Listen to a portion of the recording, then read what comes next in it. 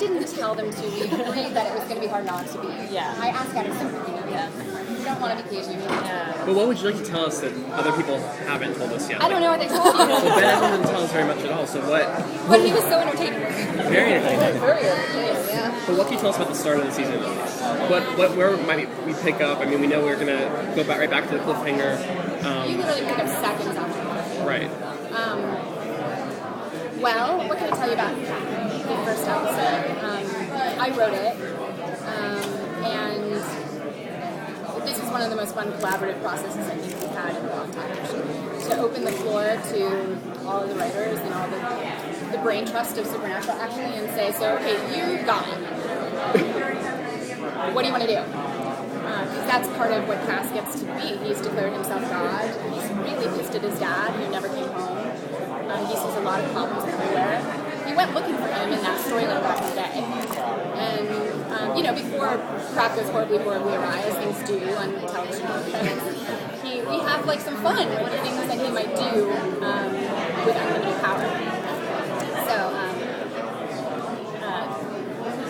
you learn a lot about people when you ask them what they would do if they were God, actually. Well, you've done it the same again. I can't believe after 7 seasons you still managed to find ways to just put him through the absolute worst. So what's in store for him?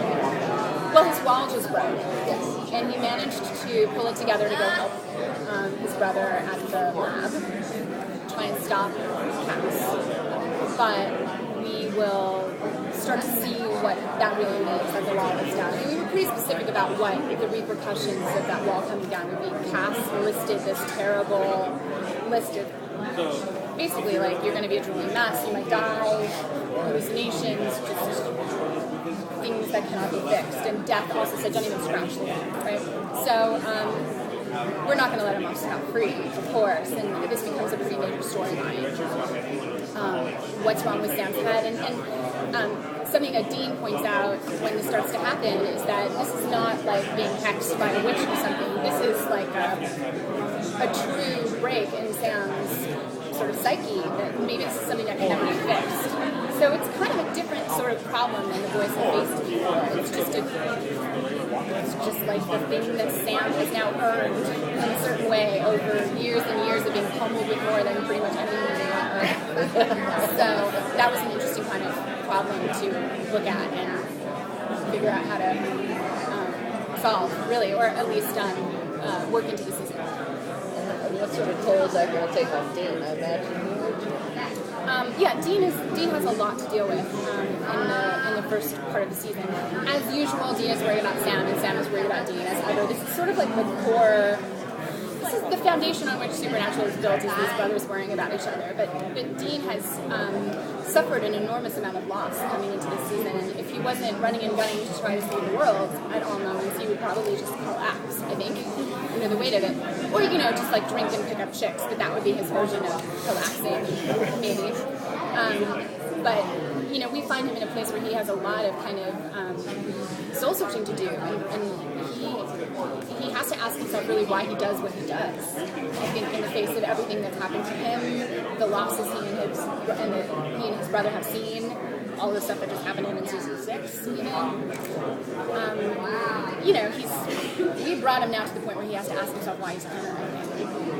What are their feelings towards Cass, especially with they were close, they have profound bond, blah. So, what are their feelings towards us coming into Sure. I think Dean especially, both of them, but we see this a lot in Dean. I think there's a profound betrayal. They were so close, and he tried to warn him. They were, I think they consider Cass to be family. And Sam is someone who has been cut a couple of breaks by his family when he went off the rails, which he's done a few times.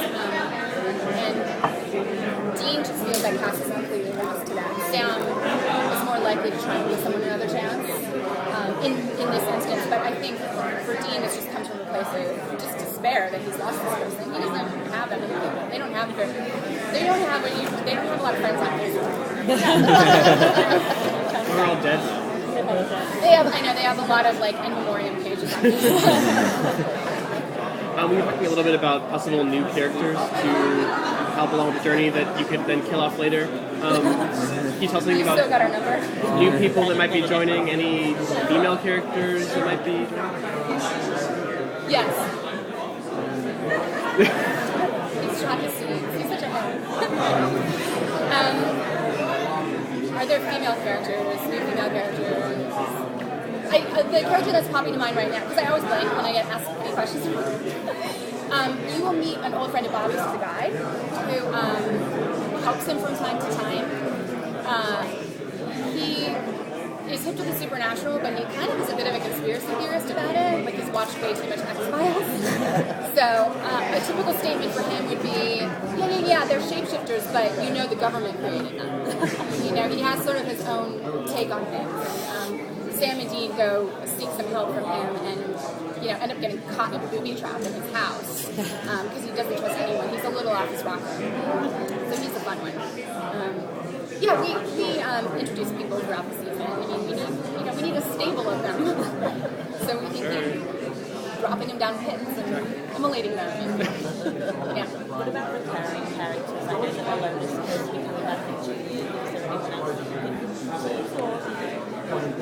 Colin Ford is returning as young Sera. I don't know if you heard about that. Jensen directed the episode. It will air third. And we, of course, wanted to design an episode where Jensen will be a little less heavy. He spend a little more time behind the camera. He's actually in this episode a little bit more than he was in when he directed last season.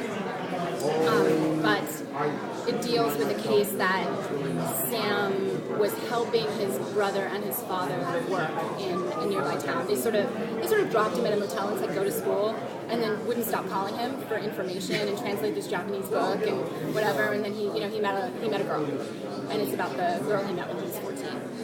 So Colin is amazing. He's been working nonstop, and we were just really lucky he was even available. So we're going to show a little scene, and we're cutting around so much spoilery material that it's a fairly procedural scene, but we wanted to at least pick something that showed you Sam and then young Sam, so you could enjoy that. Will the ghost facers return at all?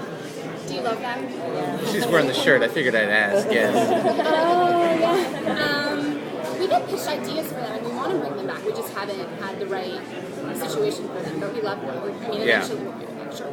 Awesome. Yeah. We've got some new writers this year, so it's, every time you bring in new writers, it just seems to get a new sort of creative flow going. I assume that it's same this year? Or? Yeah. We lost a couple of writers under the best possible circumstances at the end of the season because they left to do their own show, Ringer. So we're incredibly stoked for them. And they're all here. They're all comic book geeks, and they'll be in the audience in their stormtrooper uniforms. But the wonderful thing about Supernatural is that it attracts the kind of writer that has just a vast love for genre and horror, and people come in to interview for this job who just have this encyclopedic knowledge. We just sit and shoot the shit for an hour about this sort of thing. It's sort of like having coffee with geeky friends. So after 120-something episodes, it's really good to have fresh blood, and people have been bringing a lot of interesting ideas into the room. I mean, we're not even close to running out of steam.